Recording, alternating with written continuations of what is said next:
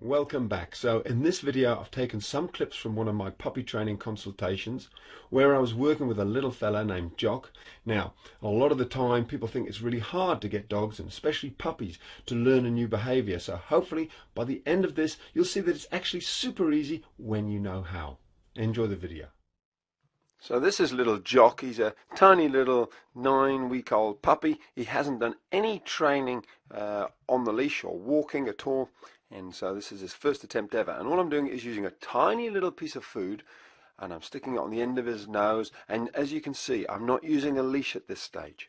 Stick it on his nose, pat up high, jump, woof, good boy, good boy, good boy, good boy, good boy, good boy, good boy, good boy. So what I'm really doing is I'm motivating him with food. I'm using a high-pitched voice so he associates it with my word and an action. So here's the hand action. Jump, woof, good boy, good boy, good boy. Now you may be thinking, what's that funny clucking, squawking noise I'm making? But that high-pitched voice, fast, repetitious sort of noises, it really does encourage the dog and get them moving. It really does work.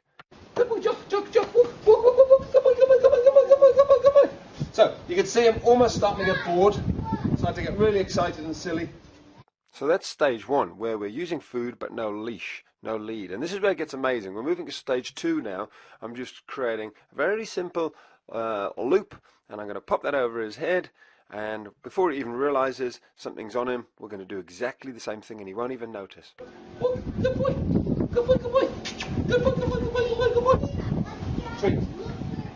Now notice how short a distance I'm actually making Jock walk. It's only about 2 yards. You've got to be very sensitive with your puppy at this stage. Give him a little bit of a breather. Really use the food to tempt them along. Good boy, Jock. Very good boy. So again, I'm using loads of energy there. I'm only asking him to do a couple of yards. The worst thing you can do is keep pushing him too far until he gets a bit bored. You can see here he's got a little bit of an itch. So you just let it, make it easy for you, make it easy for him.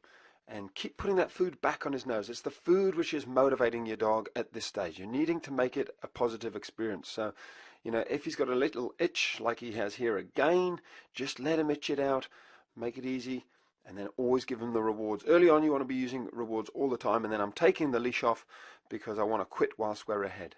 Now there's a bit of wind interference here, so I'll just voice over this bit. But all I'm saying is you want to take this off him before he gets stressed with the sort of leash around his neck, so that he then starts to associate with a positive look. I put it back on him and he thinks, oh, we're doing more of that great training where I get a little treat. Now this is what happens if you do too much. You see how he started to turn and bite it? That's him saying, I want to get this off me because I'm not happy. I think he's also a little bit frustrated with his itch, whatever's going on. But you could just see the start of him starting to say, I don't want to do this anymore, so let's quit whilst we're ahead. It's a really, really important point. Now, a common question I get asked regarding this sort of training is how much should we do? And a ballpark figure is lots of short little intervals. So, for example, you're much better off doing sort of 5 or 6 1-minute sort of training sessions rather than one big 10-minute session. 10 minutes is going to be way, way, way too much for a puppy of this age. And if we just run through what we did, we started off, remember, with Jock just being encouraged to follow us by patting our thigh and using food treats. So that was the first stage. Then we did the same with a leash on him. So we patted our thigh, put food right next to his nose, so the food is actually like a lure. And then the third stage was no leash, and we're just patting our thigh here. He's actually following us. The food's not right by his nose anymore. So he's really come on a long way, and they're the 3 sort of key stages really of developing a really good walk. So there you go. Hopefully that's helped you with training your puppy to walk by your side. Now here's some clips from a much larger video of Jock's training, which is inside my site. It's just some clips of him basically socializing with my dogs. This is Peanut here, and as you can see, having a little puppy learn to socialize with big dogs is not always a bad thing. In fact, it can be fantastic, especially if you've got a confident wee puppy like little Jock here. So he's going to get corrected a couple of times. He's going to be learning the rules. Basically, don't try and steal the ball from Inca. She's my 8-year-old little whippity dog. This is a Jack. He's a 1.5-year-old Catahoula cross. He's a very confident boy. And as you can see, Jock immediately knows how to play the submissive role. Absolutely fantastic. They actually get on really, really well. Jack is almost like the big brother to him, looking after him and showing him the ropes. Okay, so I want to show you one more thing before we finish. It's basically the two different ways my dogs tell Jock to leave the ball. First of all, Inca, very verbal, very loud, and sounds scary. Look here. Then, Jack. nice.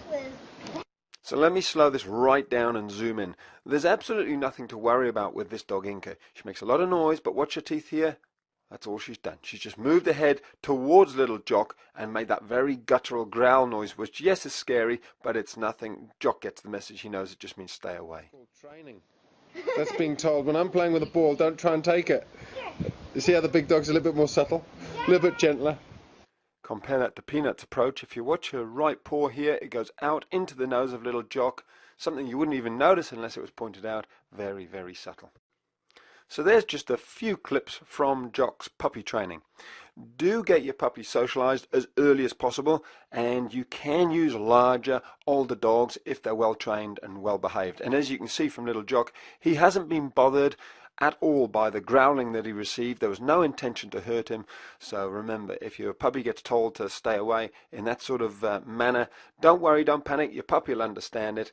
The last thing you want to do is overreact. Just stay calm, and as you can see, Jack's training him up, and Jock's having a great little time with him. So there you go, some simple tips on getting your puppy to learn to walk next to your side. Basically start without a leash, just use food, develop your high-pitched little voice, and pat your thigh, give them that verbal cue. And of course, always remember, keep it simple and quick whilst you're ahead. Basically do lots of little sessions rather than one big long training session. So how cute was that? Now, if you've got a new puppy, or if you enjoyed that short clip, then you'll be very pleased to know that I've actually captured on video the raising of one of my puppies called Moses from 8 weeks of age right through to 8 months old, and I've created a complete step-by-step puppy training program called Project Moses. If you're interested, then I'll let you know where you can find out more about it at the end of this series.